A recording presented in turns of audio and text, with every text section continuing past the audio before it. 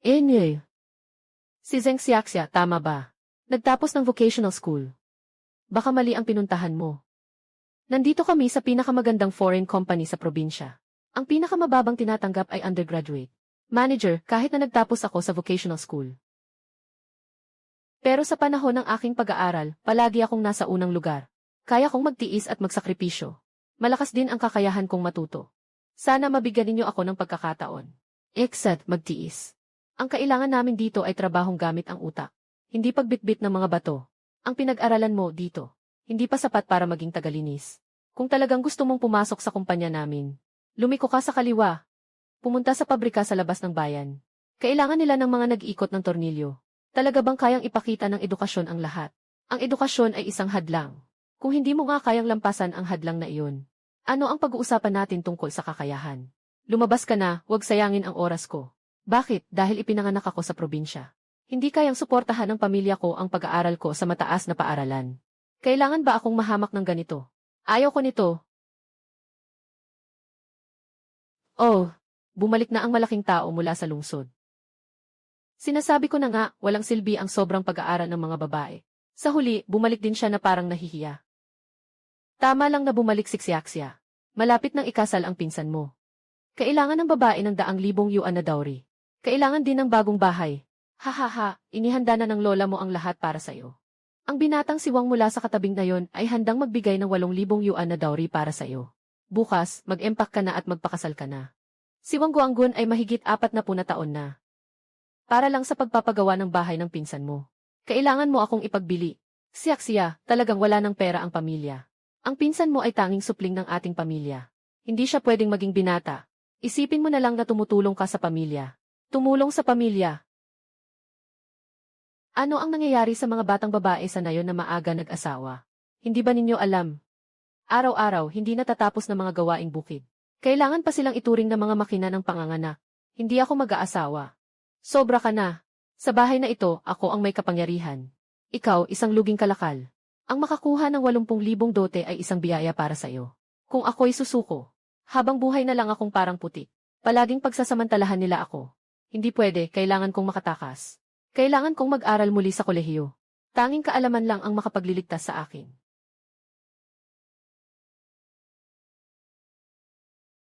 Mama, Papa, nakikiusap ako sa inyo. Pautangin mo muna ako ng kaunting pera. Basta sapat lang para makabayad ako ng matrikula sa review class. Pangako, babayaran ko kayo ng doble balang araw. Ayokong mapilitan magpakasal doon sa matandang binata. Gusto kong mag-aral sa kolehiyo. Anak, naaawa sa'yo si Mama. Pero saan ba tayo kukuha ng pera? Hawak ng lola mo lahat ng pera dito sa bahay. Kahit pambili ng asin, kailangan pa nating magpaalam sa kanya. Tanggapin mo na lang, anak. Ganito talaga ang kapalaran natin. Hindi mo kayang labanan ang lola mo. Papanoodin niyo na lang ba akong tumalon sa apoy? Ayos, gusto mo pang mag-aral ulit? Pangarap lang yan.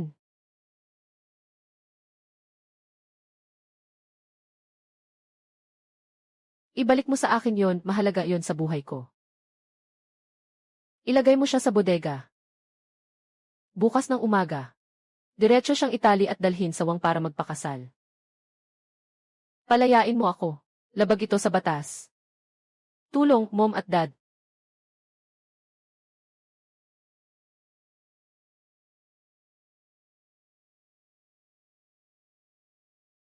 Hindi ako pwedeng umupo at maghintay.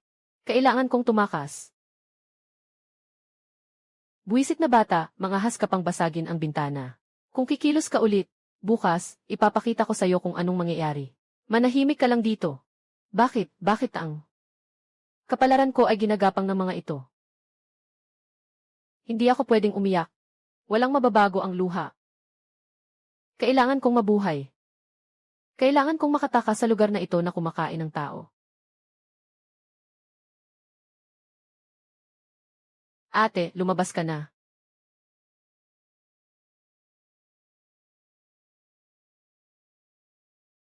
QQ. Ate, ito ang ipon kong pera, umalis ka na. Tumakbo ka sa maliit na daan sa likod ng nayon. Huwag kang tumingin pabalik. Kailangan mong makapasa sa kolehiyo. Kasama na ang akin, makakapasa tayo. QQ, hintayin mong makapag-ayos ang ate. Babalik siya para sunduin ka. Nagtapos ng vocational school, walang kaalaman. Akala mo ba dito ay tahanan ng mga walang matirhan? Kami ay review class para sa college entrance exam. Ithi, ang katulad mo na walang kaalaman ay papasok dito. Baka lalo pang bumaba ang aming passing rate. Direktor, ayokong magkaroon ng student record. Gusto ko lang ng isang upuan bilang tagapakinig. Kaya kong tiisin ang kahit anong hirap. Hindi pwede. May patakaran ang paaralan. Direktor, ako na ang gagawa ng pinakamadumi at pinakamabigat na trabaho sa kantina, maghugas ng pinggan. Hindi ko kailangan ng kahit isang kusing na sahod. Basta bigyan lang ako ng tira-tirang pagkain araw-araw. Hayaan mo akong tumayo sa likod ng silid-aralan at makinig sa klase. Pakiusap, bigyan mo ako ng pagkakataon. Sige, pero kung hindi mo kaya, maaari kang umalis anumang oras. Ha ha ha. Tumawa ka, mag-enjoy ka sa pagtawa. Basta't makapag-aral ako dito. Kahit gaano pa man ang kahihiyan, hindi ko rin tatanggapin ang aking kapalaran. Dapat ganito ang pagguhit ng auxiliary line sa tanong ni Xiaxia. Mahina ang iyong pundasyon. Hindi ka dapat mag-memorize lang. Kailangan mong maunawaan ang lohika. Jiang Xin. Kung hindi ka tumutulong sa akin tuwing gabi sa pag-aaral, hindi ko maintindihan ang mga formula sa pisara. Zheng Xiaxia, kahit na makapasa ka sa langit ngayon, ikaw pa rin ay tao ng pamilya Lautan. Kailangan kitang ibalik ngayon. Kung hindi, putulin ko na ang relasyon natin. Putulin ang relasyon. Sige lang. Ikaw na walang konsensya, putang inang asong ulol. Kayo ay tumanggap ng mataas na halaga ng handog. Pinipilit akong pakasalan ang isang binata na 20 taon ang tanda sa akin. Ito ay tinatawag na kasal na may kapalit. Ito ay labag sa batas.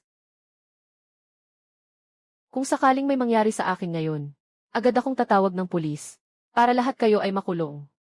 Huwag kang manghihiya sa akin. Anong ginagawa niyo dito, paaralan ito? Guard, paalisin mo ang mga taong walang kinalaman dito. Ah! Zheng Xiaxia, estudyante. Nakita ng paaralan ang iyong mga marka at tiyaga. Simula ngayon, libre na ang iyong matrikula. Mag-aral ka ng maayos dito. Tingnan natin kung sino ang magtatangkang manggulo sa paaralan. Salamat, punong guro. Nagawa ko na sa wakas. Nagtamo ako ng mga marka para sa aking sarili, na nagbigay sa akin ng isang ligtas na teritoryo. Ito ay unang hakbang pa lamang. Junjun, napakabait ng anak mo. Lumampas siya ng 25 puntos sa pangalawang antas. Ilang taon nang walang nakapagtapos ng kolehiyo sa ating baryo. Nakapag-aral ng sertipiko, si Xiaxia ay nagbigay ng liwanag sa ating nayon. Si Xiaxia ay nagbigay ng liwanag sa ating nayon.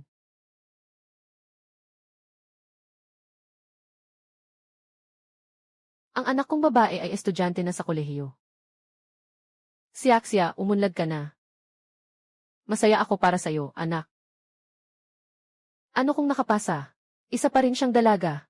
Balang araw, magiging tao siya ng ibang pamilya. Ano bang alam mo? Si Xiaxia ay magiging haligi ng bansa balang araw. Mas magaling siya kaysa sa anak mo, na ang alam lang ay humingi ng pera para magpatayo ng bahay. Bless you. Xiaxia. Ang matrikula sa kolehiyo ay ilang libo kada taon.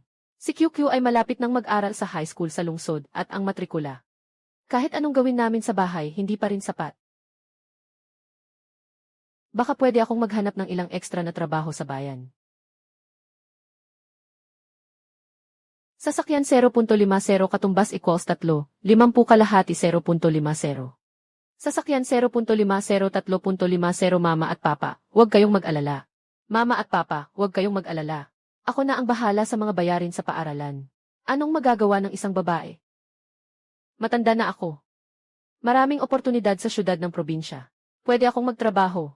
Pwede akong mag-part-time. Hindi lang para kumita ng sariling matrikula, kundi para mapag-aral din si QQ hanggang makatapos ng high school.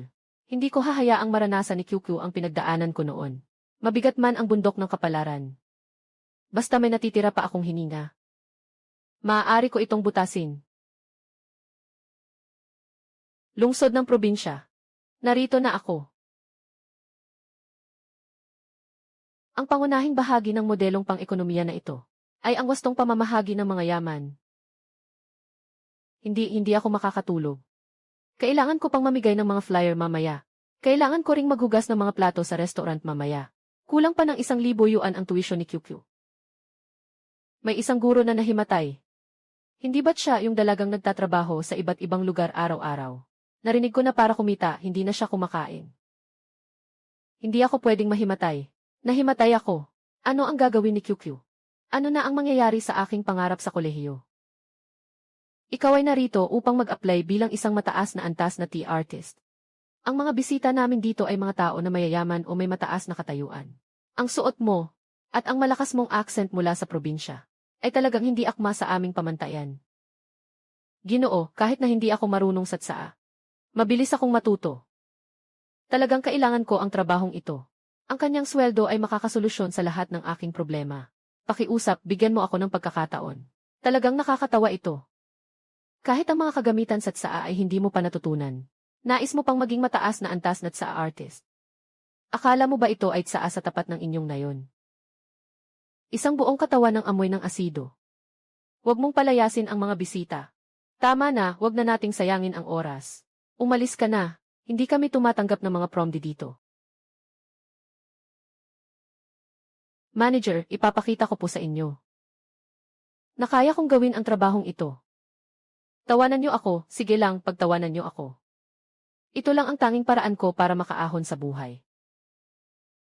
Nangangako ako, makukuha ko ang trabahong ito. At tatapakan ko ang mga pangungutya ninyo.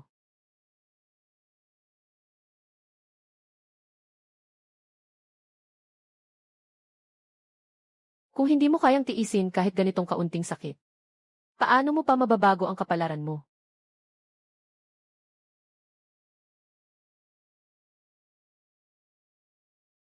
Anong nangyari kay QQ?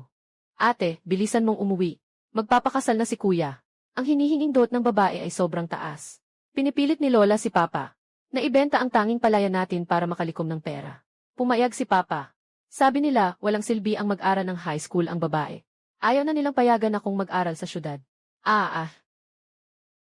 Ano, naglakas loob sila. QQ, huwag kang matakot. Babalik agad si ate.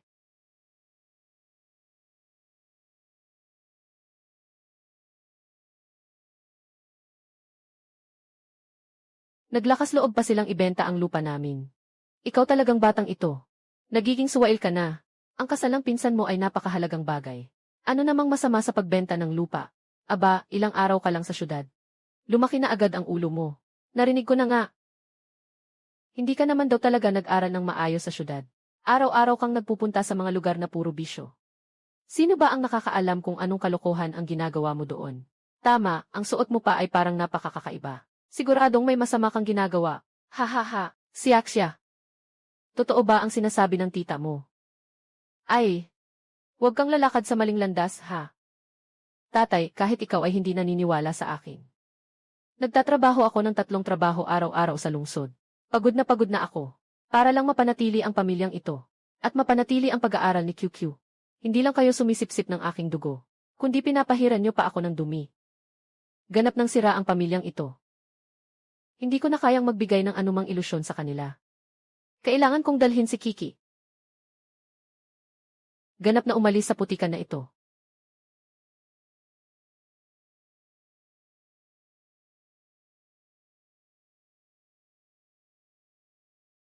Kumain ka na, Kiki. Bukas, hahanapan kita ng paaralan, ate. Ate, ayoko na, ikaw na lang ang kumain. Ginawa mo ang lahat para dalhin ako dito at nag-away ka sa pamilya. Pati ang allowance ay tinigil na. Ano ang gagawin natin sa hinaharap? Huwag kang matakot, nandito ako para sa iyo. Bukas, kukunin ko ang mataas na sweldo na trabaho. Siguradong makakaraos tayo sa probinsya. Bumalik ka pa. Sinabi ko na hindi ka bagay dito. Binigyan ako ng manager ng 1 araw para subukan. Kung hindi kita mapapasaya, aalis agad ako. Hindi na ako mangungulit. Sige, kung gusto mong subukan, pwede. Sa librong ito ng tsaa, may daan-daang sikat. Na uri ng tsaa, pinagmulan at tamang paraan ng pagparit. Kailangan mong kabisaduhin lahat yan ngayong araw. Mamayang hapon ako mismo ang magtitest sa'yo. Kapag may mali ka kahit isang salita, lumayas ka agad. Usapan na iyan.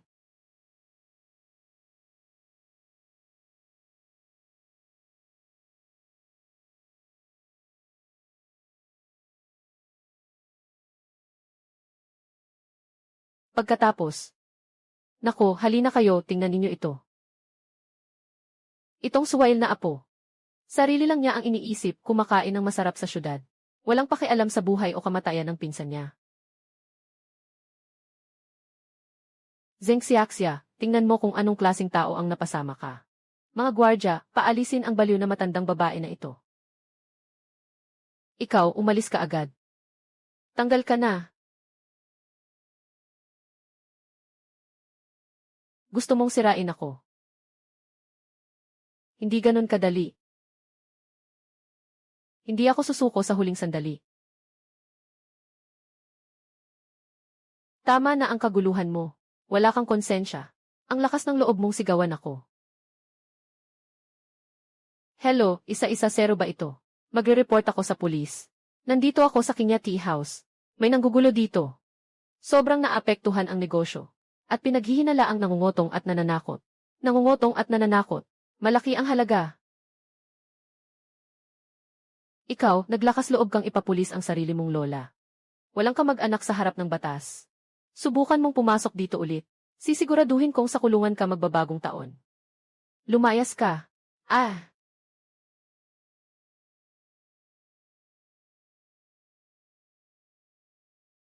Manager, pasensya na. Nakaperwisyo ako sa tea house. Pero naayos ko na ito. Maaari po kayong magpatuloy sa pagsusuri. Hindi ito ang dahong pao. Ito ang pinakamababang uri ng durog na tangkay ng tsaa. May gustong manira sa akin. Kung ituturo ko ngayon, iisipin lang ng manager na nagdadahilan ako. Laban na.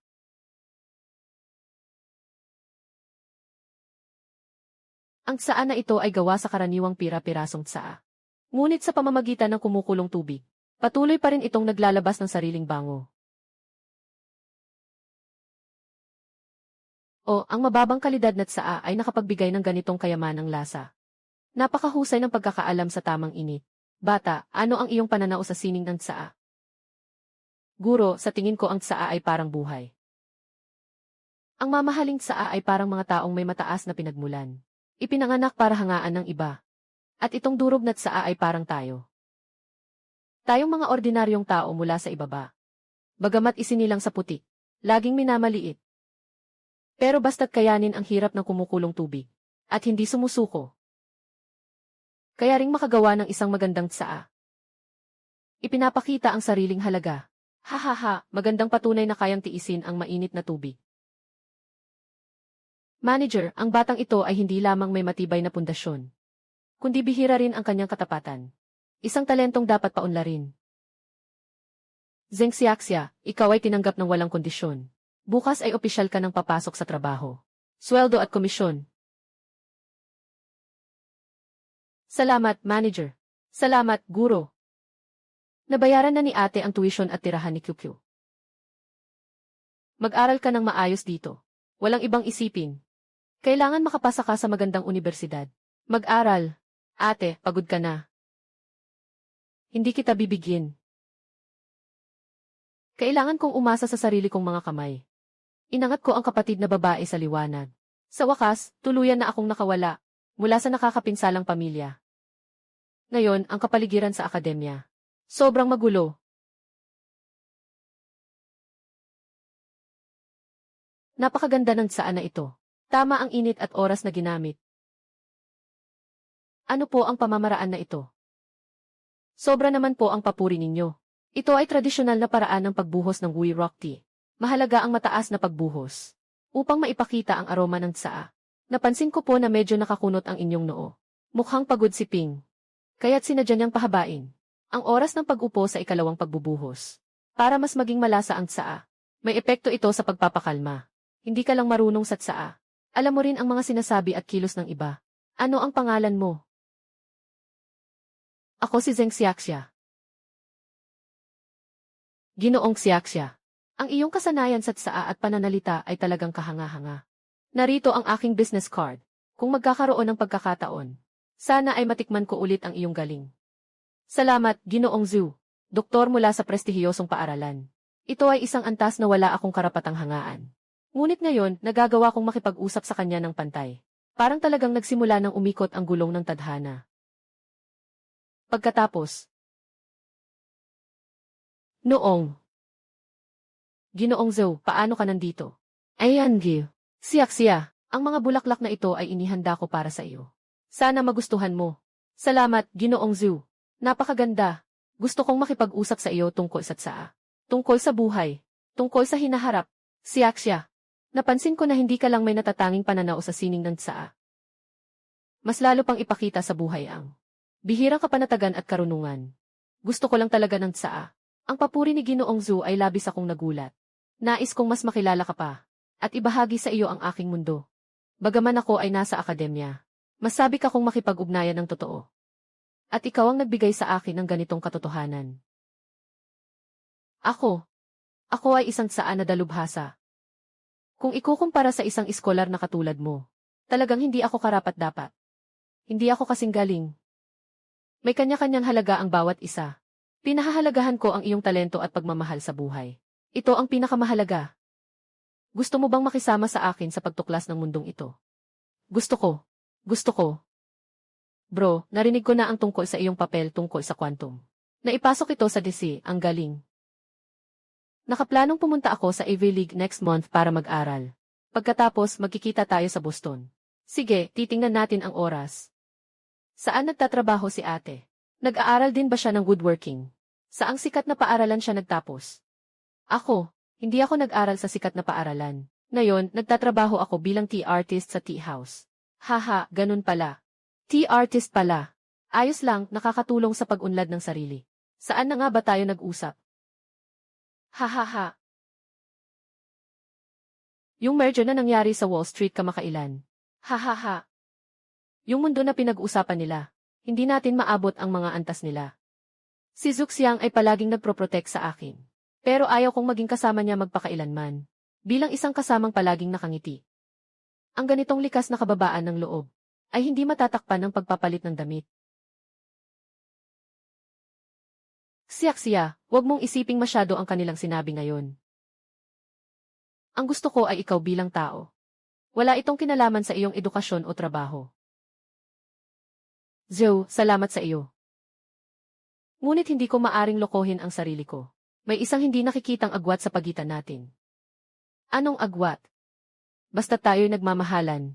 Walang anuman ang problema. Hindi ang pag-ibig ay hindi kayang lutasin ang lahat ng problema. Kailangan kong mag-aral para sa pagsusulit. Kailangan kong pumasok sa graduate school ng kilalang universidad. Pagsusulit sa pasukan. Napakahirap ng trabaho mo ngayon. Kailangan mo pang magtrabaho habang nag-aaral. Kailangan kong gamitin ang kaalaman para ganap na linisin ang aking pinagmulan. Gusto kong nakatayo ng may dignidad sa tabi mo. At maunawaan ang bawat pag-uusap ninyo. Ayan, Gil. Zeng, nalaman ko na ang sitwasyon mo. Mula sa kanayunan. Graduate lang ng vocational school. May mga kamag-anak pa sa bahay na puro umaasa lang. Sa tingin mo ba, karapat-dapat ka sa anak ko? Tita. Gusto kong makasama si Zhu. Dahil mahal namin ang isa't isa. Hindi dahil sa pera. Mahal daw. Kayo na uri ng tao. Ang sinasabing gusto, ay hindi naman kundi gusto lang makahanap ng pangmatagalang kasosyo. May 500,000 sa account. Kunin ang perang ito at iwanan ang anak ko. Sapat na ang perang ito para makapagpatayo ka ng malaking bahay sa bayan. At makapag-asawa ng isang ordinaryong tao ng maganda. Huwag masyadong maging sakim. Tita, hindi ko mapipili ang aking pinagmulan. Ngunit hindi ko ibebenta ang aking pagkatao. Ilagay mo na lang ang perang ito.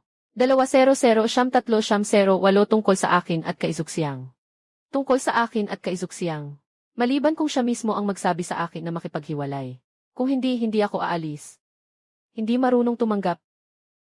Akala mo ba ay makakapasa ka sa anuman? Na simpleng graduate school at magiging tagumpay ka. Ang vocational school ay vocational school. Hindi mawawala ang likas na pagkaasin sa iyong pagkatao. Tingnan natin.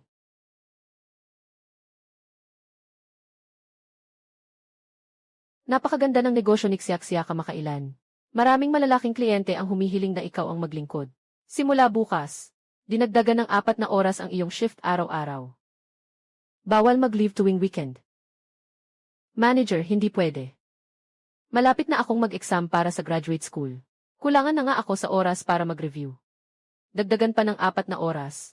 Hindi na talaga ako makakapag-aral.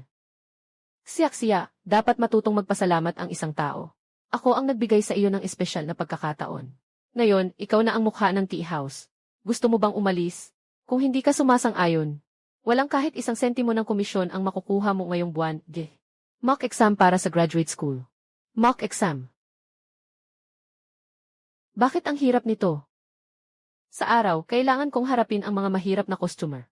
Sa gabi, nagbabasa ako hanggang sa lumabo ang paningin ko. Pero magulo pa rin ang mga grado ko.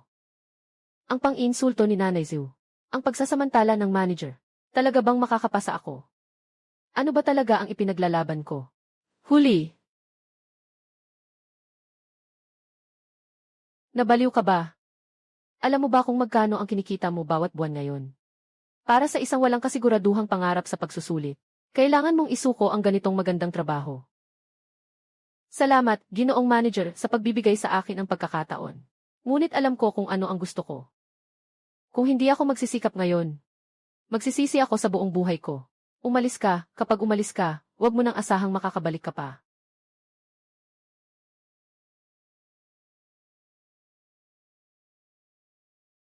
Hello, Ma, anong nangyari? Siyak-siya, umuwi ka na agad. Ang tatay mo ay hinimatay habang nagtatrabaho sa bukid. Sabi ng doktor, bigla siyang inatake ng stroke. Ngayon ay nasa ihi siya at nilalabanan ang buhay. Ano? Sabi ng ospital, aabot ng mahigit 10,000 ang gastos sa operasyon at susunod na gamutan. Ayaw magpahiram ng kahit isang sentimo ang lola mo at si Tia. Sabi pa nila, hayaan na lang daw ang tatay mo sa kapalaran. Huwag na raw mag-aksaya ng pera. Siyak-siya, anak, pakiusap ng mama. Tulungan mo ang tatay mo. Ma, huwag kang mag-alala. Babalik ako agad. Ililigtas ko si Papa.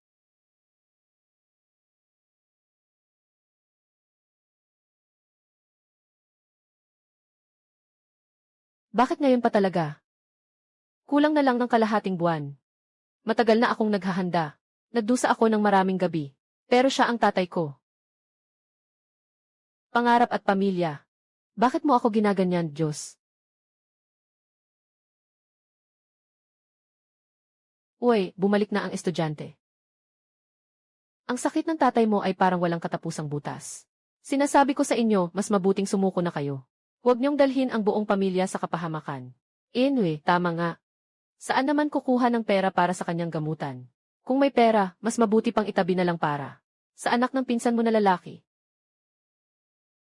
Hindi pa naman patay ang tatay ko. Hoy, anong ginagawa mo? Ang lakas ng loob mong saktan ang nakatatanda.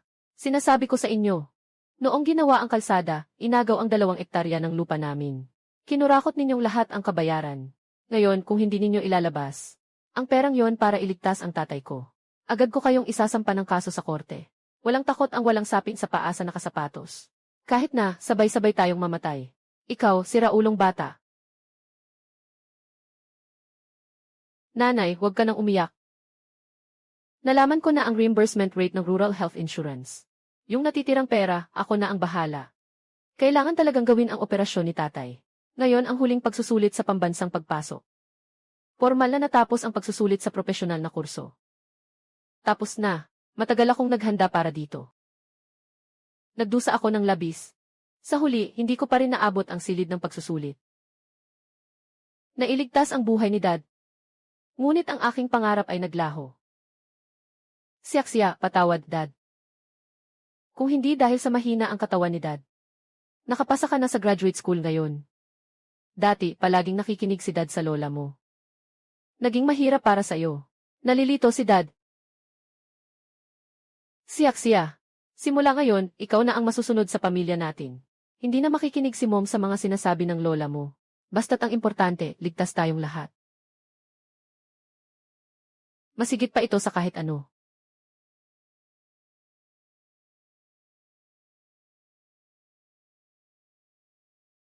Siyak-siya. Ang laki ng nangyari sa pamilya mo. Bakit hindi mo sinabi sa akin? Mag-isa mong hinarap ang lahat. Ang iyong katatagan at katapatan ang lalong nagpatibay sa akin. Ikaw ang babaeng gusto kong maging asawa. Pakakasalan mo ba ako? Sa lahat ng bagyo at ulan, sabay tayong lalaban. Sige, handa ako. Siya, narinig mo na ba? Yung pagkakataon para sa promosyon ng department head ay ibinigay na. Sa bagong graduate na si Liming na nandito pa lang ng 6 na buwan. Ah! Pero itong pangunahing proyekto, ako ang nag-asikaso mula simula hanggang wakas. Nagpuyat ako ng ilang gabi para makuha ito. Wala akong koneksyon pero siya ay nagtapos sa kilalang unibersidad. Pinapahalagahan ng mga boss ang edukasyon. Magaling ka naman, Singran. Pero ordinaryong graduate ka lang. Sa lugar na ito na mahalaga ang background, talo ka talaga. 2 taon na akong nagsikap at nabayaran ko na ang utang ng pamilya. Akala ko kapag nagsikap ka, makakamit mo ang patas na pagtrato. Pero muling sinampal ako ng realidad. Ang tanikala ng edukasyon ay mahigpit pa ring nakapulupot sa lig ko. Hindi ako susuko. Ang apoy na iyon na namatay ay muli kong sisindihan. Mag-i-exam ako para sa graduate school.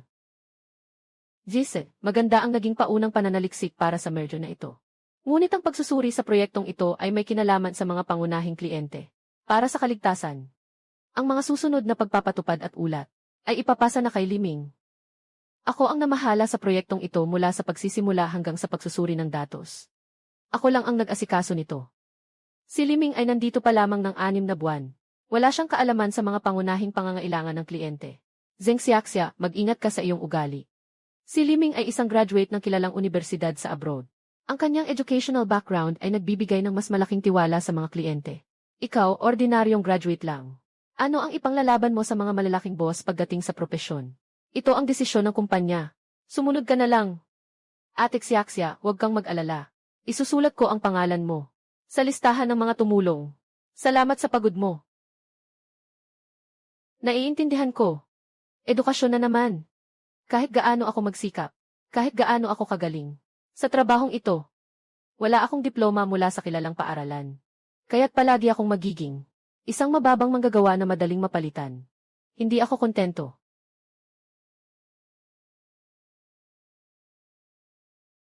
Ngayon, pinabayaan ako sa kumpanya. Zuxiang, akala ko basta't magsikap ako. Mawawasak ko ang mga prehuwisyo. Ngunit nagkamali ako. Mas matigas pa ang kisame ng trabaho kaysa sa inaasahan ko. Gusto kong muling kumuha ng pagsusulit para sa graduate studies. Matagal ko nang sinabi. Sa kaibuturan mo, isa kang di sumusuko na mandirigma. Kung gusto mong kumuha ka. Suportado kita ng buong puso. Ngunit 2 taon na akong wala sa mga aklat. Katatapos ko lang tumingin sa mga subject na kurso. Maraming kaalaman ang nakalimutan na. At saka, ang bilang ng mga nag-a-apply ngayong taon ay doble kumpara sa 2 taon na ang nakalipas. Napakatindi ng kompetisyon.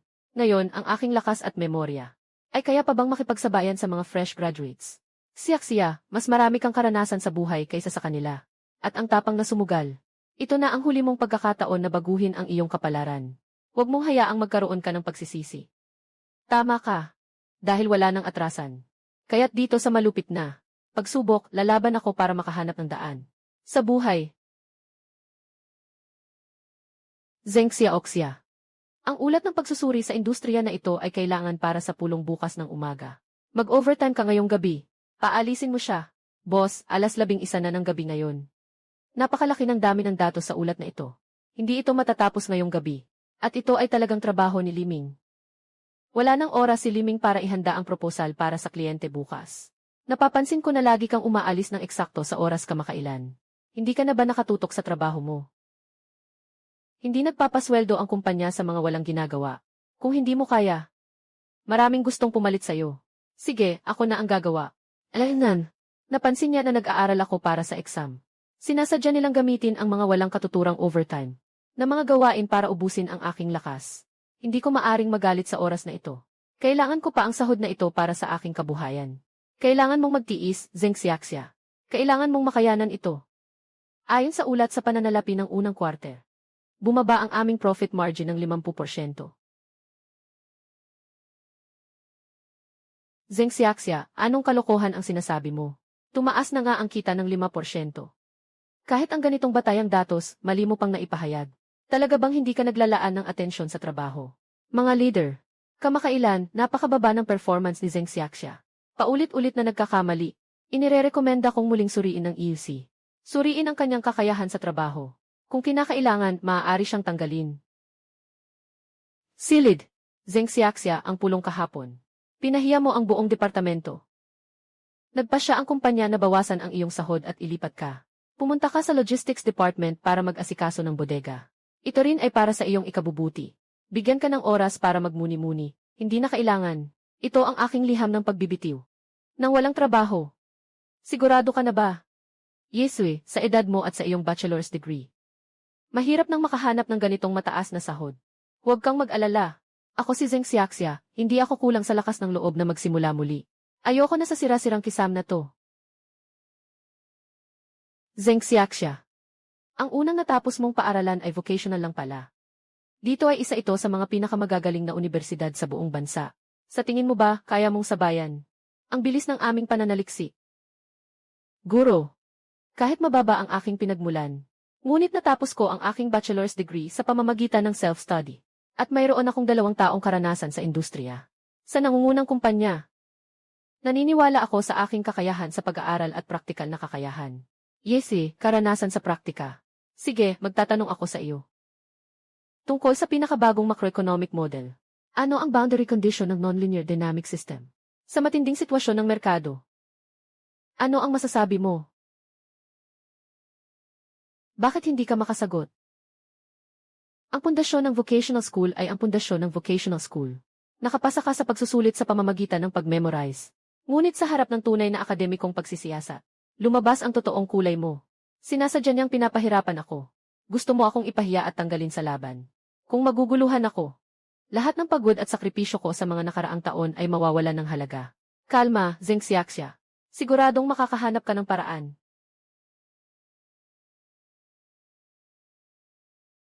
Guro, ang nabanggit mong hangganan ng nonlinear dynamic system ay talagang napakakomplikado sa purong theoretical na pagsusuri. Pero kung ilalagay natin ito sa totoong matinding kalagayan ng merkado, makakahanap tayo ng mas diretsong solusyon. O, sige nga, sabihin mo. Naging tea artist ako sa pinakamababang antas. At naranasan ko rin ang matinding kompetisyon sa ilalim ng kumpanya. Sa matinding sitwasyon, ang merkado ay parang kumukulong tubig. At ang individual o negosyo ay parang dahon ng tsaa. Ang mga theoretical na hangganan ay talagang ang pinakamababang antas ng pamumuhay kapag labis ang kakulangan sa yaman. Batay sa aking karanasan sa mga nangungunang kumpanya, na humaharap sa isang pagsasanib na malapit ng mabangkrap. Kapag nabigo ang karaniwang linear na pamumuhunan, ginamit namin ang matalinong pagsasama ng tuwid at labis na teorya ni Zheng Xiaxia. Sariling karanasan sa ilalim ng lipunan, na perpektong pinagsama ang pananaw sa pagkatao, na nagbigay ng isang napakatunay at puno ng lalim sa akademya na sagot. Ang buong proseso ay lohikal na mahigpit at detalyado ang datos. Kaya't sa palagay ko, ang tunay na akademya ay hindi dapat manatili lamang sa mga teorya sa tor ng elepante.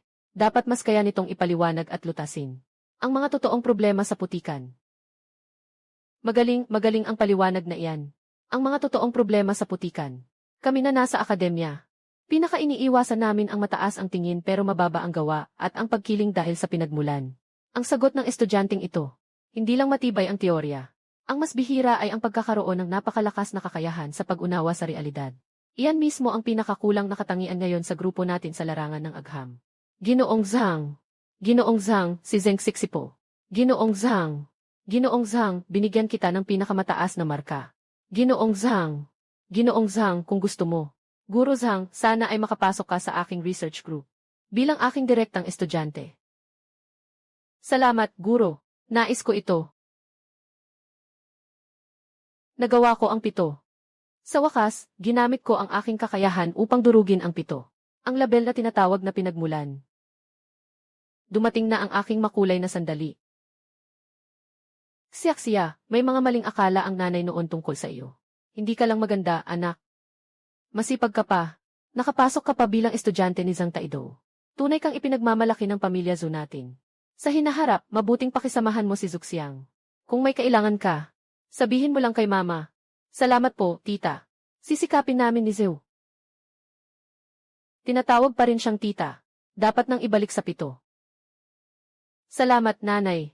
Mula sa sira-sirang bahay sa Bukirin. Hanggang sa nakatayo ako dito ngayon. Sa wakas ay nakapasok na ako sa hindi maabot na elitistang antas. Hulyo 2023. Kongreso ng Medisina ng Shenyang Hulyo 2023.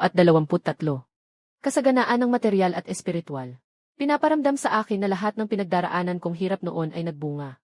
Daan. Hello, Lihua. May oras ka bang tumawag sa akin? Ate Xiaxia, may malaking nangyari.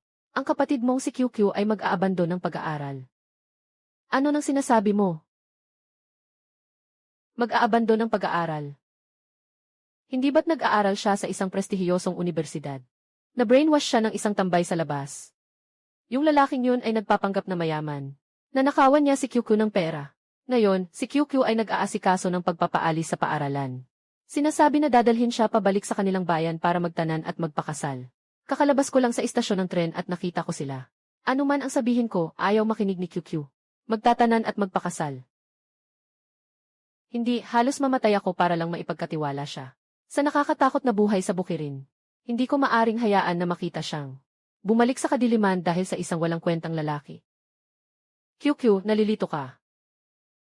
Lihua, tulungan mo akong bantayan sila. Bibili na ako ng pinakaunang flight pa uwi. Lobby. Main hall. Pasensya na, naka-off ang telepono na tinatawagan mo. Sagutin mo ang tawag. QQ, huwag kang gagawa ng kalokohan. Xiaxia, pinakiusapan ko na ang mga kaibigan ko sa probinsya. Nabantayan ang mga tao sa istasyon ng tren at bus. Huwag kang masyadong mag-alala. Zuxiang. Si QQ, halos ibinuwis ko na ang kalahati ng buhay ko. Para lang mailigtas siya mula sa putikan na iyon. Mula pagkabata, matalino at mabait siya. Hindi niya talaga alam ang panganib sa ilalim ng lipunan. Yung taong iyon ay nakakita ng kanyang kabataan. At gustong sirain ang kanyang buhay gamit ang tinatawag na pag-ibig. Ako ay magbabangga. Kailangan kong dalhin siya pabalik sa paaralan.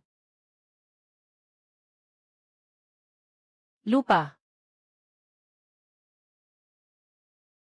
QQ. Bakit hindi ka natutulog sa magandang dormitoryo ng unibersidad? Bakit ka nakikisama sa taong iyon sa ganitong lugar? Kahit ano pa ang nasa unahan. Kailangan kong dalhin ang kapatid kong babae ngayon. Sino mang hahadlang sa akin? Makikipagpatayan ako sa kanya.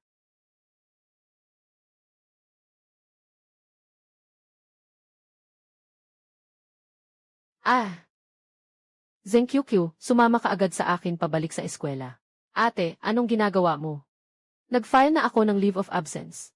Gusto kong bumalik sa bahay ni Ali ang para magpakasal. Magpakasal? Dahil dito, isang walang trabaho na tambay. Ninakaw niya ang lahat ng iyong gastusin. Ngayon, gusto pa niyang sirain ang iyong kinabukasan.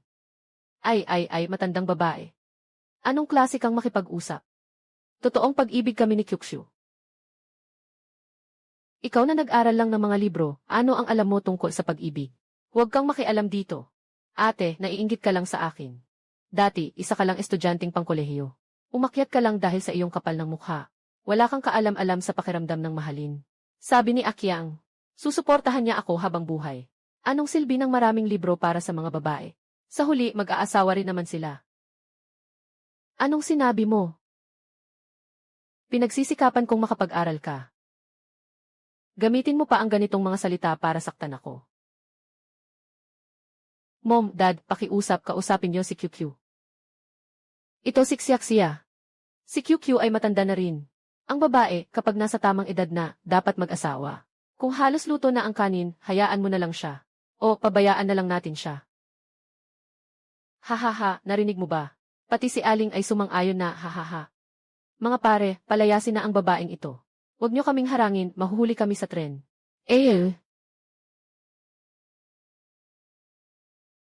Bakit? Bakit kahit ibinuhos ko na ang lahat ng aking makakaya? Hindi ko pa rin magising ang taong nagkukunwaring natutulog. Kailangan ba talagang maranasan ni QQ ang sakit na pinagdaanan ko? Hindi. Hindi ko papayagan.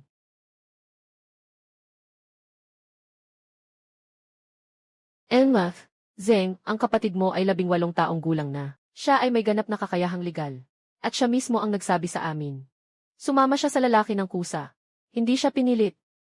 Sa ganitong sitwasyon, hindi talaga kami pwedeng makialam ng sapilitan. Kusa daw talaga. Mas nakakatakot ang kusang na brainwash kaysa sa dinukot. Dinala siya ni Aki ang sa probinsya nila ng gabing iyon. Siguradong gusto niyang gamitin ang pagbubuntis para itali siya. Ano ang dapat kong gawin?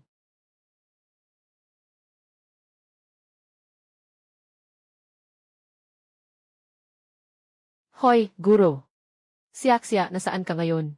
May seryosong pagkakamali sa data model ng iyong pangunahing papel. Kailangan mong bumalik sa loob ng 3 araw sa laboratorio para muling patakbuhin ang data at ayusin ito. Kung hindi, tiyak na hindi ka makakapasa sa blind review. Nasa panganib kang maantala ang iyong pagtatapos. Alam mo ba kung gaano ito kaapektado sa iyong susunod na recruitment sa paaralan? Guro, may nangyaring kagipitan sa pamilya ko. Siaksya, alam kong hindi madali ang dinaanan mo. Ngunit ang pag-aaral ay seryoso. Walang anumang dahilan. 3 araw na lang, ito na ang huling takdang panahon. Ikaw na ang humusga. Diyos ko, bakit mo ako pinipilit ng ganito? Sino ba talaga ang dapat kong iligtas? Si Akiang, ang tunay na pangalan niya ay Liu Qiang, de. Nagpapanggap na mayamang anak. Sa katunayan, siya ay may utang na 500,000 sa online loans. Nalaman ko ito mula sa kaibigan kong abogado, si Xiaxia. Hindi lang basta malaking utang si Liu Qiang. Mayroon pang seryosong kasaysayan ng pambubugbog sa pamilya. Ang kanyang ex-girlfriend ay nabalian ng 2 tadyang dahil sa kanya. 2023.7 araw. Ito ang ulat ng pag-ulat at ulat ng pinsala noong panahong iyon. Pangalan ng tao, ito ang ulat ng pag-ulat at ulat ng pinsala noong 2023.7 araw. Ito ang ulat ng pag-ulat at ulat ng pinsala noong 2023.7 araw. Zhenghe, numero ng sertipiko. Ito ang ulat ng pag-ulat at ulat ng pinsala noong panahong iyon. Ayos, mayroon na tayong mga matibay na ebidensya. Tingnan natin kung paano pa siya makakapagpalusot. Sinabi ni Zhu na tutulungan niya akong kumuha ng pinakamagagaling na security personnel. Pupunta ako para guluhin ang lugar. Lugar. Halika, halika, halika.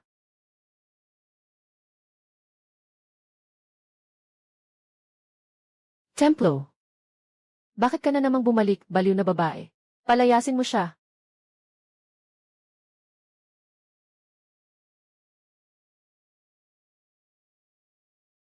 Tingnan ninyong mabuti. Ito ang magandang manugang sa inyong mga mata. May utang na 500,000 sa online na pautang. Nang bubugbog ng dating kasintahan, pinutol ang 2 buto.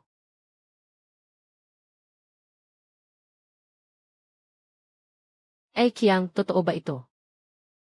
Petsa ng pakikipag-date, buwan. Hindi ba't sinabi mong may malaking negosyo ang pamilya mo? QQ, huwag kang makinig sa kanya. Ito ay lahat peke niya. Zheng Qiuqiu, gising ka. Isinakripisyo mo ang pangarap mo sa kolehiyo para sa isang ganitong basura. Mabuti ba sa mga magulang mo na nagbuhos ng pawis at dugo sa bukirin?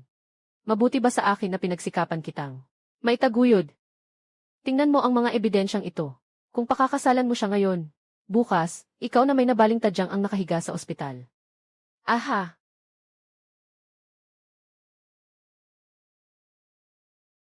Aysat vesan.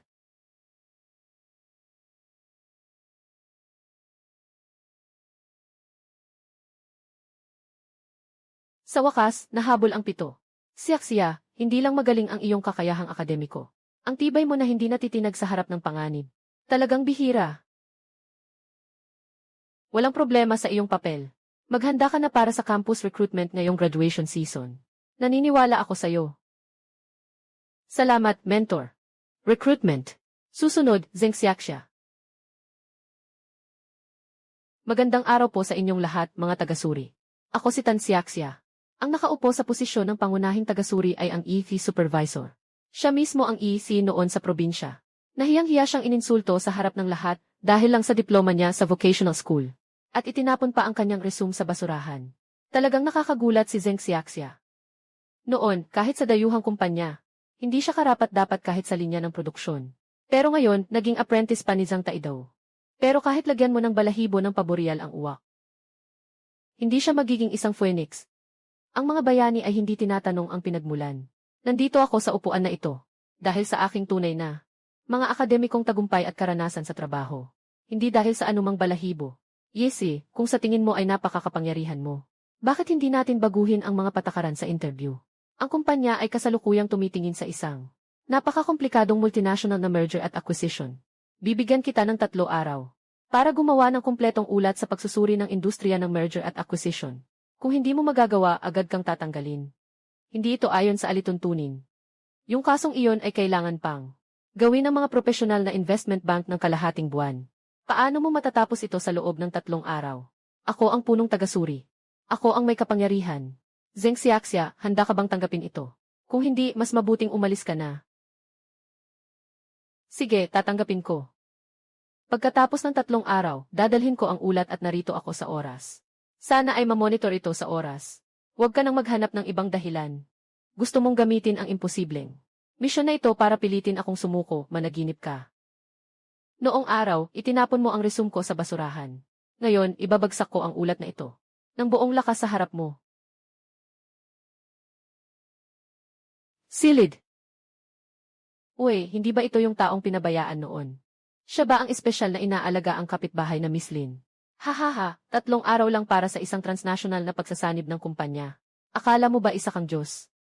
Kahit ang mga nagtapos sa mga kilalang unibersidad, hindi nakangahas tumanggap ng ganitong trabaho. Sa tingin ko, wag mo nang sayangin ang iyong lakas. Mas mabuting umuwi ka na lang sa probinsya at magtanim. May oras ka pang mang-insulto dito. Mas mabuti pang pagtuunan niyo ng pansin ang sarili ninyong modelo. Walang dahilan para mag-alala sa mga bagay ko.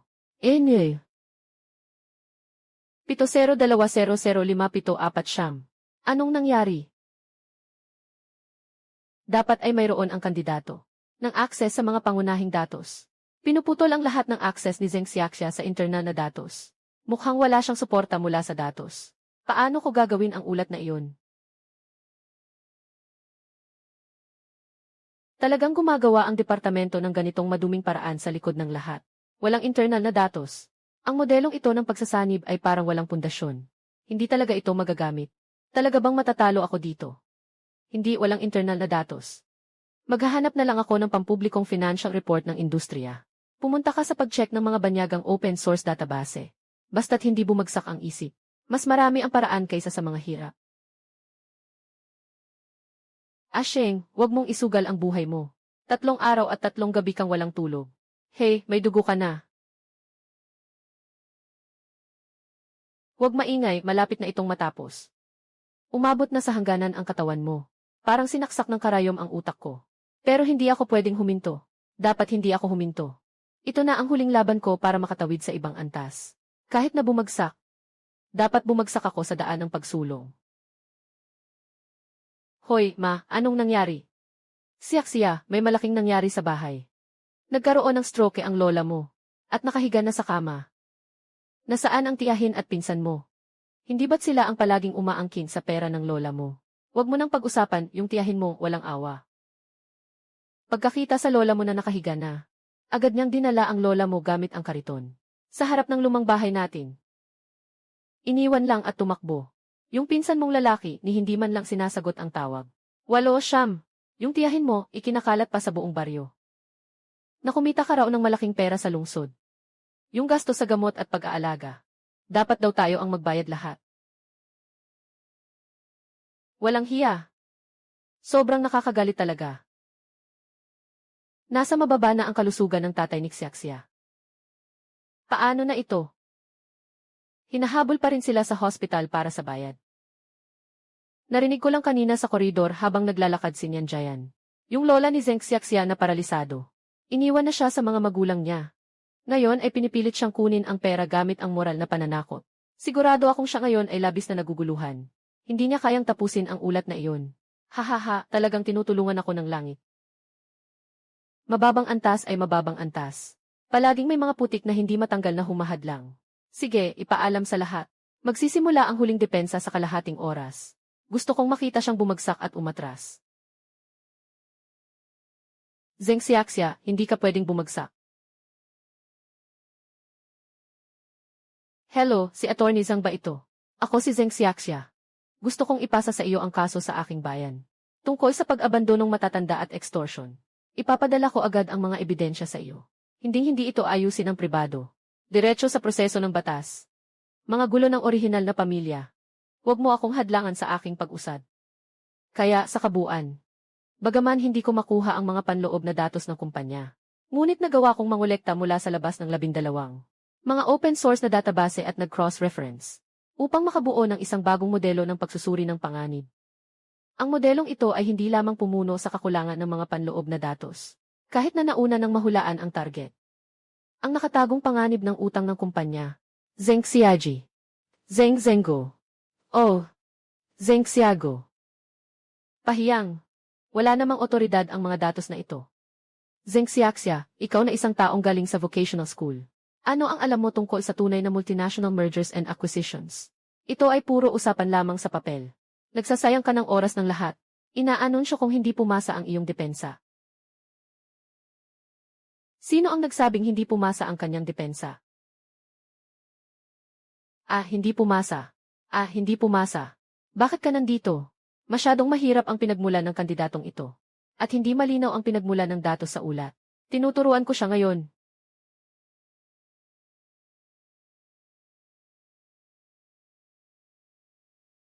Nakarinig ako ng kalahati ng ulat na ito kanina sa labas. Mahigpit ang lohika. Detalyado ang datos. Lalo na ang modelong pangpanganib na pagtataya. Talagang napakagandang hakbang. Akala mo ba hindi ko alam? Ang mga lihim mong galaw sa likod. Pinuputol ang access sa internal data ng mga kandidato. Personal na paghihiganti. Pinipigilan ang talento. Ang kailangan ng kumpanya namin ay mga taong kayang lutasin ang problema. Hindi mga katulad mo na puro intriga at paninira lamang. Tinanggal ka na sa trabaho. Pumunta ka agad sa accounting para mag-final pay at umalis. Maligayang pagdating sa kumpanya, Zeng Xiaxia. Natanggap ka bilang unang pwesto. Ang sahod mo ay sa pinakamataas na antas. Salamat, Direktor niyan. Miss Zeng, tapos na ang proseso. Nakialam na ang pulisya. Ang buong pamilya ng iyong tiya ay ipinatawag dahil sa kasong pagpapabaya. Takot na takot sila ngayon. Hindi lang nila binalik si Lola. Ibinalik din nila lahat ng perang kinamkam nila noon. Salamat sa iyong pagsisikap, Atchongi. Zhang. Salamat. Salamat. Ang masasama ay may batas na haharapin. Salamat. Tapos na, lahat ay tapos na. Ganap kong pinutol ang mga nakaraan kong dumi, sertipiko. Gamit ang sertipiko. Nakarating ako sa aking liwanag. Ang batang ito ang pinaka-ipinagmamalaki kong estudyante. Pagkatapos ng kasal, gamit ang aking ipon, binili ko ng buo ang malaking apartment sa bayan. At sa aming bayan, ang tiyahin ay may record dahil sa pag-abandona. Ganap na nawasak ang kasal ng pinsan. Ang lola na paralitiko ay nakahiga sa mabulok na lupa na walang nag-aalaga. Araw-araw ay nagmumura ang tiyahin. Ang pamilya ay naguguluhan at nagkakagulo. Nagsisisi sa mga desisyon. Nanonood ng telebisyon ang mga magulang sa sala. Sinasabi nila na sa buhay na ito, hindi pa sila nakatira sa ganitong kagandang bahay.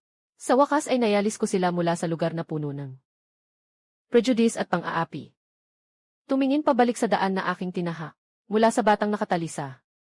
Pagsasama na pinilit at nakalok sa bodega. Hanggang sa araw na ito, nakatayo ako rito. Nawasak ang mga pagkiling sa antas ng edukasyon. Nawasak ang mga hadlang ng uri ng lipunan.